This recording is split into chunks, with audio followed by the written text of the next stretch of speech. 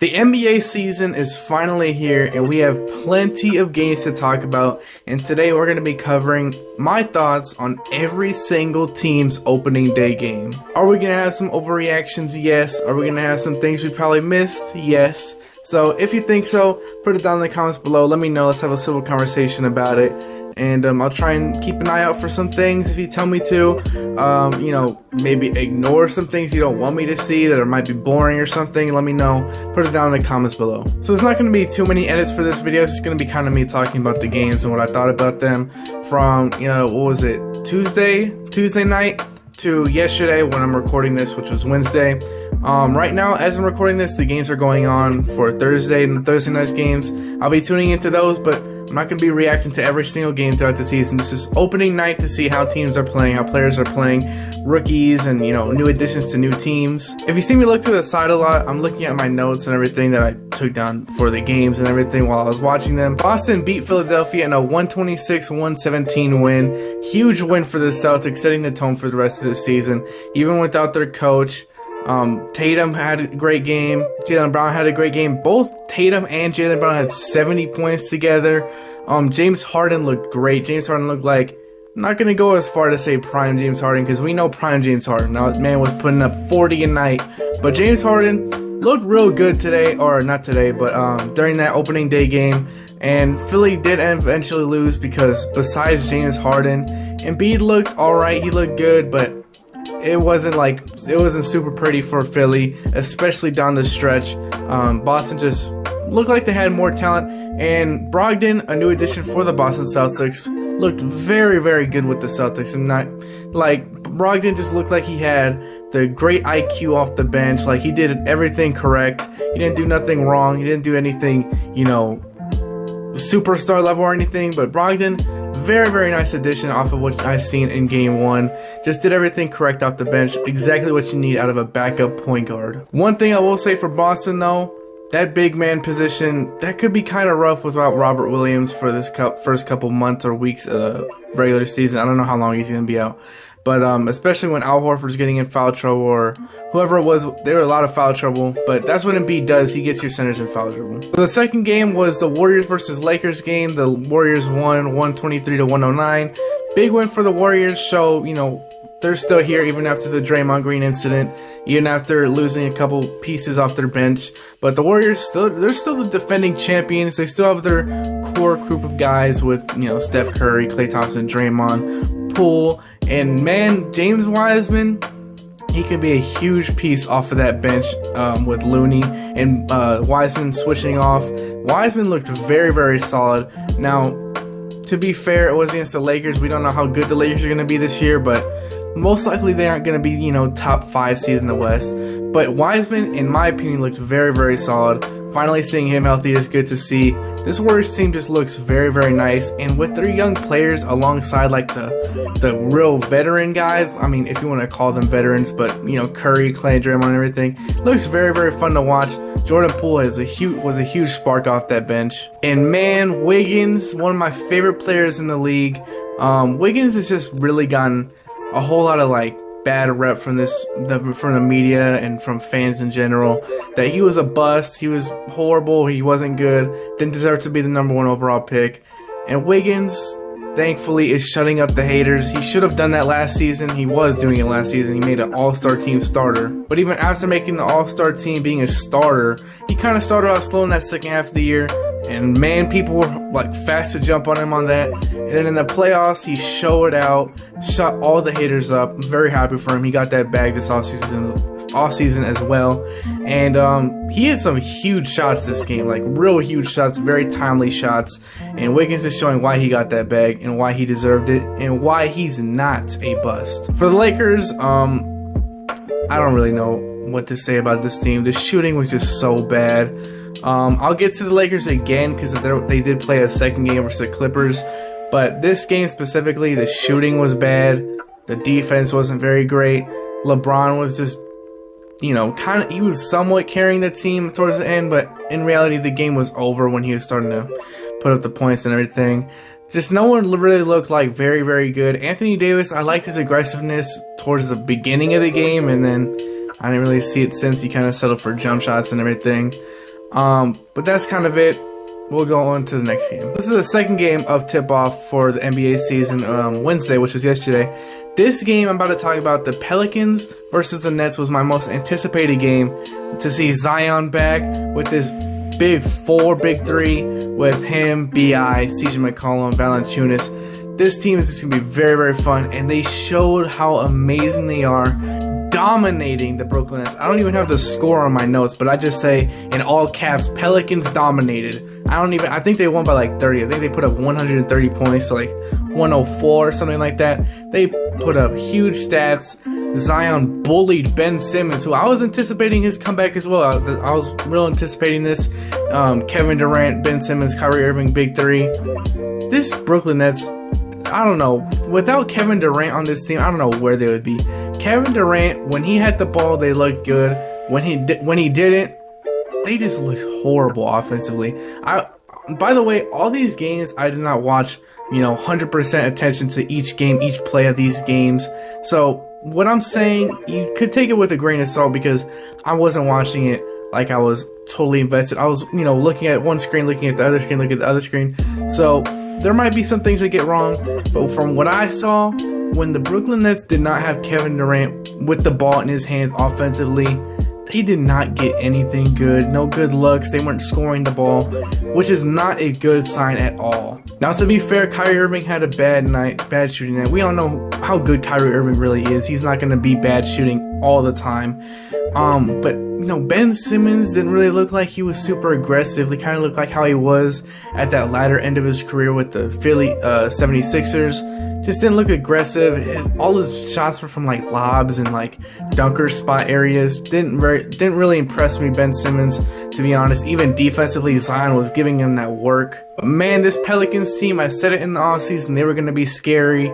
As of right now, I know it's one game in the season, but man, this Pelicans team is really exciting me. So another really anticipated game for me. I mean, I'm really anticipating all these games. Opening day of the NBA. Everyone's hype. Everyone wants to see these games. But Orlando Magic versus the Detroit Pistons. Last year's #1 overall pick versus this year's #1 overall pick. Really fun to watch. Very entertaining game, I'm not going to lie. Especially down the stretch. Paolo had this huge poster dunk. Just amazing. Paolo, man, this dude he just looks like a stud already. I think I read he's the first player since LeBron James, or the first overall pick to put up a 25, 5, and 5 stat line in his opening day, his debut in the NBA, since LeBron James in 2003. Now, if you're in company with LeBron James in a stat, you're setting yourself up for a very successful career. Paolo Banchero just played great. He looks like he's NBA ready literally in his first game. And they did fall short in this game, but Paolo definitely did all he could for this team. Jalen Suggs even had some nice moments in this game. Even Wagner looked pretty good. He was a very underrated player last year for the Orlando Magic. And they have a bright future, definitely. But let's get to this Detroit Pistons, who squeezed by in this game, winning 113-109 versus the Magic. Cade, Jaden Ivey, and Jalen Duren looks so exciting to watch. Like, borderline must-watch TV. Cade Cunningham, first overall pick last year, one of my favorite players in the league. Just look like he does everything correct on the court. Like, he might not do anything exceptional. I mean, his playmaking is really good, and his like finishing and everything. He just does everything correct. Like, he's just like very, very nice, very like efficient with everything he does. He like goes at his own pace. That's what I love about him. He goes at his own pace. He doesn't rush nothing. He's not like super jittery on the court or anything. He just goes at his own pace. He just relaxed game. And Jaden Ivey looked very, very good. I think I saw in Detroit Pistons history, he's like, I saw some cool stat where he's like up there with Isaiah Thomas or something in their rookie debuts or debuts with the team in general. Jalen Duren looked very exciting. I like Jalen Duren coming out of this draft, and for the Pistons to land him in a trade, I was like, I don't know why anyone would trade him. I think it was the Hornets of all teams that traded Jalen Duren to the Pistons. But Jalen Duren looked real exciting, catching lobs, a very nice player to put alongside Jaden Ivey and Cade Cunningham, who are very good playmakers. And Jalen Duren in that dunker spot looked very, very good. Offensive rebounding and defensive rebounding for Jalen Duren looked like no issue for him. And it could be a real solid piece on this Detroit Pistons team. Now, the nationally televised game on Wednesday, the Grizzlies win over the Knicks 115-112 in a crazy overtime game with, game winners, game-tying shots, charges that forced overtime. Just a wild game. Debuts and everything. Just real fun to watch. Jalen Brunson looked very solid in his debut with the New York Knicks. Just very efficient with everything he did. Hit some mid-ranges, playmaking. His defense at times even looked pretty decent. But one player on the Knicks I want to talk about who very much impressed me was Julius Randle. He just looked like he didn't have all the pressure on his shoulders like he did in previous seasons with the New York Knicks. He just looked like he was more relaxed out there. He did the right things, right decision making, nice playmaking. He was efficient with his shots. He wasn't forcing nothing. He wasn't, ISOing in the post or something, which isn't really his game. He just looked more relaxed with the ball with Jalen Brunson out there, RJ Barrett out there, even Derrick Rose is back. I really like Julius Randle this game. Definitely someone I'll be looking out for to see if he can have a bounce back year, because last year, as we all know, was not his year at all. But hopefully this year will be a bounce back for him. Now, enough with the New York Knicks. We're going to talk about the winning team of this game, the Memphis Grizzlies, with John Morant just going berserk. He had a potential game winner, but Jalen Brunson had the clutch charge to force overtime. But man, John Morant just put on a show this game, as he usually does on opening nights. But John Morant led the Grizzlies without Jaren Jackson Jr. to a tough win over the New York Knicks. The Raptors are one of the most underrated teams in the league, and I'm glad they finally showed the people why. They beat the Cavaliers in a tight game, 108-105. OG Anunoby, Scotty Barnes, Fred VanVleet, Gary Trent Jr. This team is just so stacked, and they're so versatile. They can play defense everywhere. They even have Siakam. I don't know how I forgot Siakam's name, but they just fought until the end versus this Cleveland Cavaliers team, and they look so good defensively against what people say could be a top 10, maybe even top 5 offense in the league with the Cleveland Cavaliers. This defense is really what just sparked the comeback in the Cleveland Cavaliers, spoiling Donovan Mitchell's debut with the Cleveland Cavaliers, who looked pretty decent as well, I might add. Donovan Mitchell did look good, but it's just this Toronto defense just looked very good, very versatile, just switching and everything.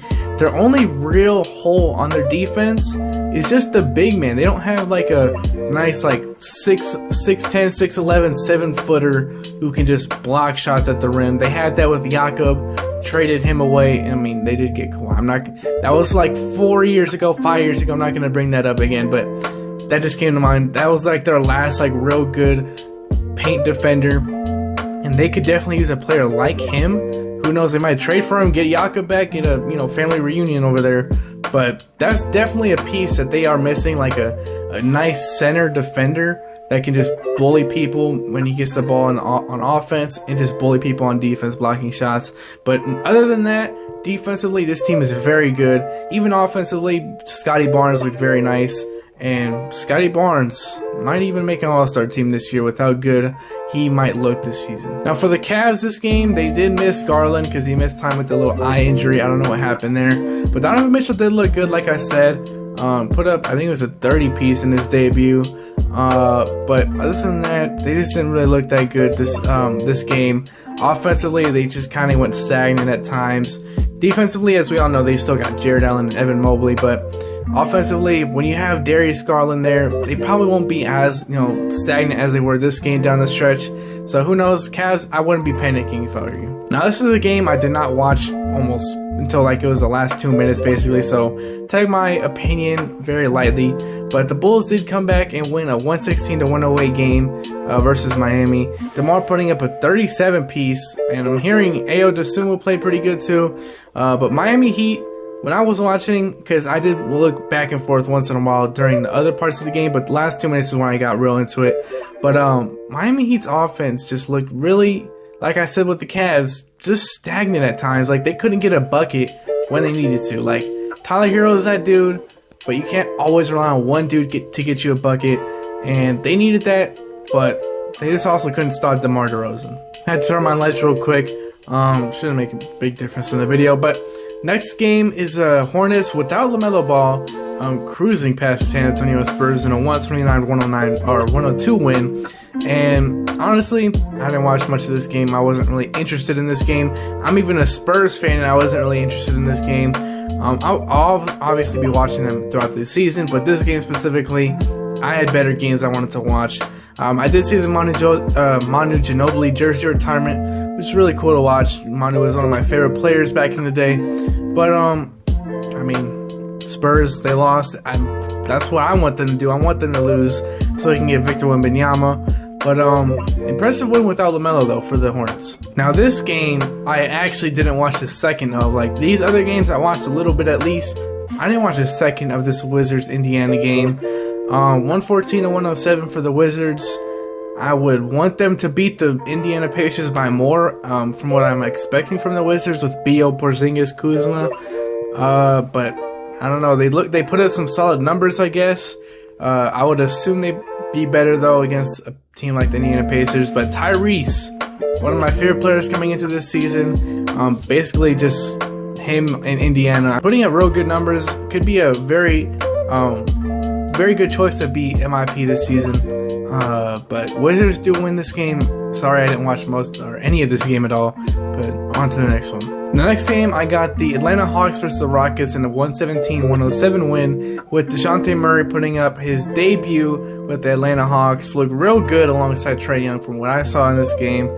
Put up crazy stats. I think he had like 5 steals, 6 steals, something like that. Him and DeJounte, or him and Trae Young, put up real good stats. Ended up with the win versus Houston Rockets, who surprisingly were in this game for a decent amount of time. They only won by 10 points. But him and DeJounte, him and Trae Young, they look real good with each other from what I saw. And the defense in Atlanta looked far better than it did last season, where they were not very good on the defensive end. But Rockets, they put a lot of heart and fight into this game. Houston Rockets can be a pretty underrated team this season. I don't know if they even want to be that, or they want to go and try and get Victor Wembanyama, one of the top picks in the draft. But I don't know if they even want to be good. But as of right now, they look pretty decent, especially with Jalen Green, Sengun, and all them young guys over there. Another game I didn't watch too much of, but I promise I watched a lot of games, guys. It kind of seems like I wasn't watching many games. I watched this game, but I wasn't paying too much attention to it. But from what I did see, Minnesota versus the Thunder only won by 7. I don't know how that happened. But Rudy Gobert played incredible from what I saw. Put up crazy stats as well. But that's all I really got. I don't even know if Cat played well. I don't know if D'Lo played well. I don't know if Ant played well. I know Gobert played well, which is kind of what I wanted to see. We know if Cat's good. We know if Anthony Edwards is good. D'Lo, he can be better, but I kind of wanted just to see how Rudy Gobert would play alongside of these other guys in Minnesota. From what I saw, he played good. He played good defensively, as we all know. I mean, what is he? A 3-time Defensive Player of the Year. But Rudy Gobert, he looks like he'd be very, very good for this Minnesota Timberwolves team. Hopefully they don't play as bad, because I'm assuming they played bad for their standards, only winning by 7 against the OKC Thunder. Or maybe the Thunder just played really good. I don't know. I don't even have anything to say about the Thunder, but SGA looked good from what I saw. But OKC, y'all want to lose. Y'all want Victor Wembanyama, especially since Chet is out this season. So I guess it's a step in the right direction. Now, a very entertaining game that I was watching a lot of, actually. I almost watched this game full through from the first quarter to the fourth quarter. The Kings-Portland game, the Kings-Trailblazers game, very entertaining, even though the little star of the game, Damian Lillard, didn't even play good. But just to see all the other guys play pretty decent, very interesting to watch. Now, this Kings team did end up losing, but they showed a lot of grit versus this Portland team and showed why they can be a very tough team to beat in this Western Conference, making possible playoff or play-in run. Players like Herter, Davion Mitchell, Terrence Davis, Monk played very, very good. And I honestly liked how Davion Mitchell looked on defense. Of course, Off Night, it's literally his nickname. And De'Aaron Fox, out of nowhere, 5 threes this game. If he can start hitting those deep shots, the offense can look pretty good in Sacramento. Sabonis played pretty good, but the offense just did not look good down the stretch at all. when Portland started to make that run. Kings couldn't really answer with anything, but I feel like they'll figure it out. They have some offensive weapons they can, get a spark out of, like Malik Monk, for example, Kevin Herter. These are pretty solid players that you can plug and play whenever, and they'll get you a nice spark off the bench when you put them in at the right time with the right players and everything. Now, Damian Lillard had a rough shooting there, like real bad actually, like one of the worst I've seen him play. But Damian Lillard, had a bad night, like I just said. But the Portland Trailblazers still won. How often can you say that in years past, Damian Lillard puts up a horrendous shooting night and the Blazers can still win? And this is no CJ McCollum team. He wasn't there to, pick up the slack from Dame a little bit. This is no CJ McCollum on this team. He's out there in New Orleans dominating the Brooklyn Nets. This team won a game without Damian Lillard playing very good. That is shocking. Something that is very, very good to see for Trailblazers fans. And a specific player really impressed me today, and that's the rookie Shaedon Sharpe. He looked very good on defense, especially. Was primary defender on De'Aaron Fox majority of the time when I saw him out there. Held his own versus a all-star caliber point guard. And Shaedon Sharpe even offensively hit a few big threes. He can be a very good draft pick for them. One of the steals of the draft, in my opinion. Anthony Simons, as we all know, was one of the MIP candidates last season. Played very good this game. Didn't play amazing, but he played pretty good. Jerami Grant had some solid moments. And one player, besides Shaedon Sharpe, Josh Hart looked very good on this Trailblazers team. Just brought exactly what they need out of a forward. Just very good on the fast break, defense. He does what you want him to do, and he does it at a high level. The Utah Jazz shocked the entire world, beating what people say could possibly be the #1 seed in the West, in the Denver Nuggets, 123-102. Now, I'll be honest, I didn't watch much of this game, but I seen what some people were saying about it. So Colin Sexton was eyeing down Jokic, acting like a bull or something and charging at him and scoring on him. I think Utah forgot that they're supposed to be in the Victor Wembanyama sweepstakes. They just said, we're going to just win this game, I guess. But Nikola Jokic played good from what I saw from the stats. I don't know if something bad happened in the game. He did a bad play or something, but Jamal Murray had a horrendous shooting game. But this is what I said as well in my last video, not my last video, but my second to last video. I did not expect Jamal Murray to come out guns blazing. Him and Michael Porter Jr. guns blazing, all-star caliber off rip. They're coming off pretty serious injuries, especially Jamal Murray. I think we can give him a little bit of time before we start critiquing them, especially, coming in, having the expectations the Denver Nuggets do. Jamal Murray, I'm going to give him some time. Don't overreact if you're a Nuggets fan, or any fan really. Jamal Murray will get his groove back. Just going to take a little bit of time, especially coming back off of, I think, over 500 days of no basketball. But for the Utah Jazz, Colin Sexton looked good, Rudy Gay looked good. Their bench looked pretty decent from the stats-wise. But I'm not going to be a box score watcher over here and give my opinion off of stats. But from just quick looks at the box score, because I didn't watch much of the game, their bench looked pretty good, like Rudy Gay, Beasley, and all them. Another extremely entertaining game that was on national TV. Real good hits by the ESPN crew, deciding which games to put on national TV. The two games they put on there were amazing. They literally went to overtime, both of them, I think. Damian Lee calls game in his Suns win over the Mavericks, 107-105. That doesn't seem like an overtime score, so I think that was in regulation. But Damian Lee, obviously with the game winner, as we all know, but had a very solid debut, hit some big shots during this game. But Booker showed why he was first team All-NBA last season with a nice 28 piece. Ayton had some solid moments, but the Mavs, Luka, I picked him as my MVP candidate coming into this season. And if you're just barely losing to what was last season's first seed in the West by only 2 points, you're in pretty good shape, especially when you're coming off of some roster changes throughout the offseason. Now, obviously, the Mavericks probably should have won this game. They were up for a decent amount of time, and then the Suns came on to a run and everything. This is the same team that they beat by, 50 points last playoffs? in an embarrassing loss that I honestly kind of expected the Suns to come out with some revenge on the Mavericks and Luka. But Luka still looked incredible. Couldn't finish it with that extremely deep three he took to end the game, tried to win it. I think he could have gotten a better shot, honestly. But Luka, that's still a makeable shot for Luka with how great he is. Christian Wood looked amazing off the bench. Like, I know he's playing starter minutes, but off the bench to have someone like Christian Wood with the no Luka minutes looked very good. For the Mavericks to have someone that you can just put in there, no Luka, so you're gonna need some offense.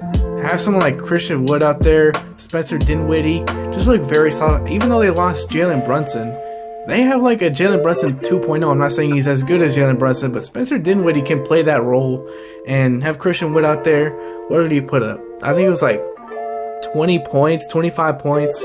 And that is really, really good for Christian Wood. Obviously, he was putting up those stats in Houston, but that's a different situation. You're now alongside a Luka type player, or I mean Luka himself, who's a superstar, demands the ball. And when you can hit, he hit a lot of threes. It was probably like 5 threes off the bench.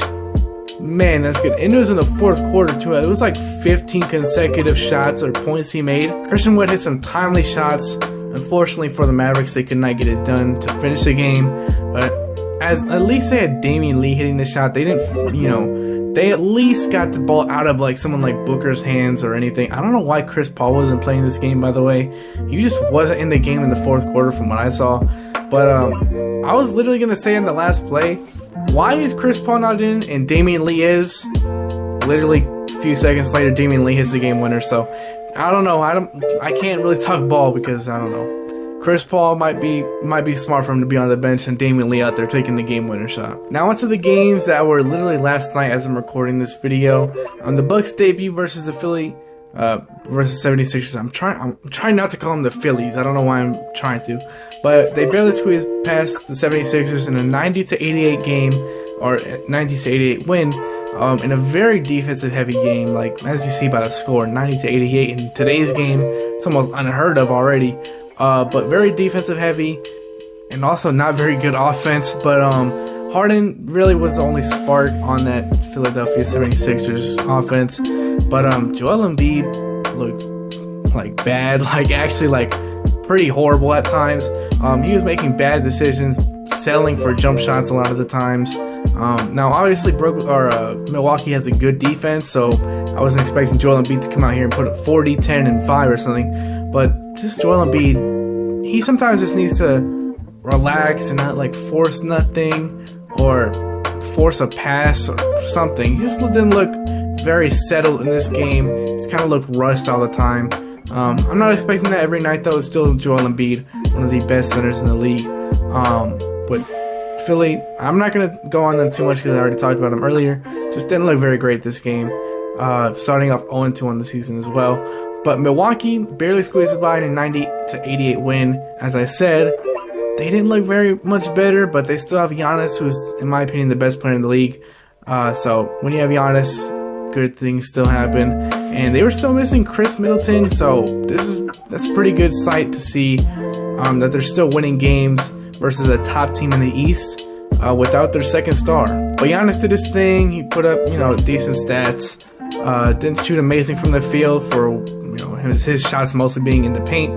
But a win is a win. So Milwaukee starts off 1-0. Good start for the 2021 champs, setting the tone for the rest of the season. While Philly falls to 0-2, which, I mean, they were both against good teams, but those good teams are going to be the teams you need to beat in the playoffs. The last team we're going to cover is the Los Angeles Clippers in an LA rivalry battle, which was the Clippers versus the Lakers, which the Clippers didn't easily get by LA, or they're both LA, but didn't easily get by the Lakers. But the Lakers kind of made it tough at times, but it was a 103-97 win. Kawhi in his debut back, finally. I love seeing Kawhi out there. Even as a Spurs fan, I know that might be weird, but Kawhi in his debut, glad to see him, one of my favorite players in the league.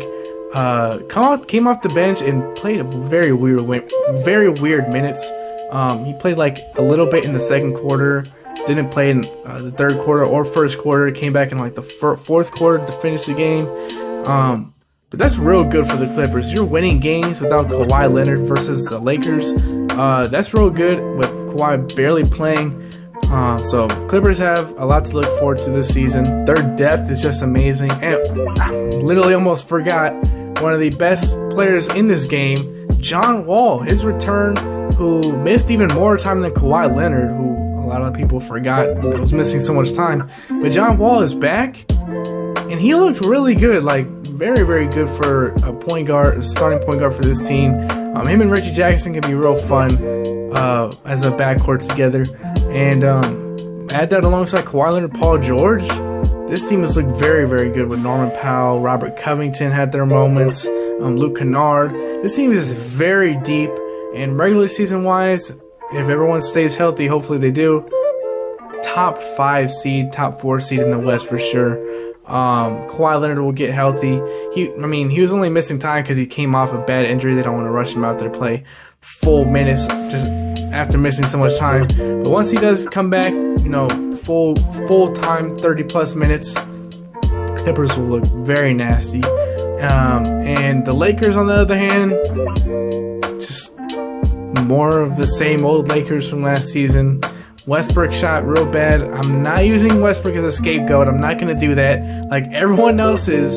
But to be fair, Westbrook didn't shoot good at all. He was like 0-11 from the field. The fans were booing him. But I will say Westbrook looked very good on defense. One of the best defensive performances from Westbrook I've seen in a while, and that's not even an over-exaggeration. Westbrook was doing his part on defense. Looked good on the fast break, which y'all know it's Westbrook's game. But Davis had his bad fall and on his back too, which is why he missed some preseason games because of back tightness. Now he falls on his back hard in this game. He still did continue to play, but we'll see how that injury affects the next coming games. But LeBron doing LeBron things, but I don't even know if that's a good thing for the Lakers because this man is 37 going on 38 this December, and he's having to put up 25 plus a night for you to even be in contention to win.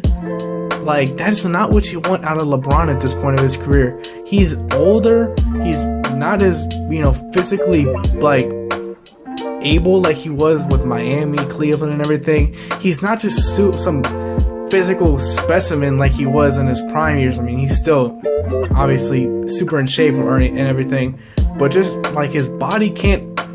I don't know. It is LeBron James, but I don't know. I don't like seeing LeBron having to put up MVP type of numbers for the Lakers to even be somewhat in contention to win a game versus the Clippers with Kawhi Leonard missing majority of the game. That's just not a good look for the Lakers at all. Also, their shooting looked horrible again. Their defense really did pick it up this game. That's what impressed me a lot, with Westbrook playing good defense, JTA playing good defense, even Anthony Davis a little bit. Lonnie Walker put up some good stats off. Was it off the bench, or I don't know if he started? But defensively, his team looked good. Just again with LeBron, I don't like him I don't like him playing as much as he does and doing as much as he does when he is playing. That's just not gonna. Hopefully it does. Hopefully nothing bad happens to him on the court, but that's a recipe for something bad happening in the future. They need someone else to get that load off of him a little bit. But Clippers did away and they start off 1-0. Look very scary for the West for sure. And that wraps up my thoughts on opening day games, all 15 of them, and all 30 teams I talked about this game. But if y'all guys enjoyed, or if you agree or disagree, or you're on the fence with what I'm saying, put it down in the comments below. But if you enjoyed, hit the like button, subscribe button, notification bell so you can be notified as soon as I upload. And this 2022-2023 season going to be really exciting. A lot of things to look out for. And let me know if I missed anything. And I'll see you guys in the next one. Peace out.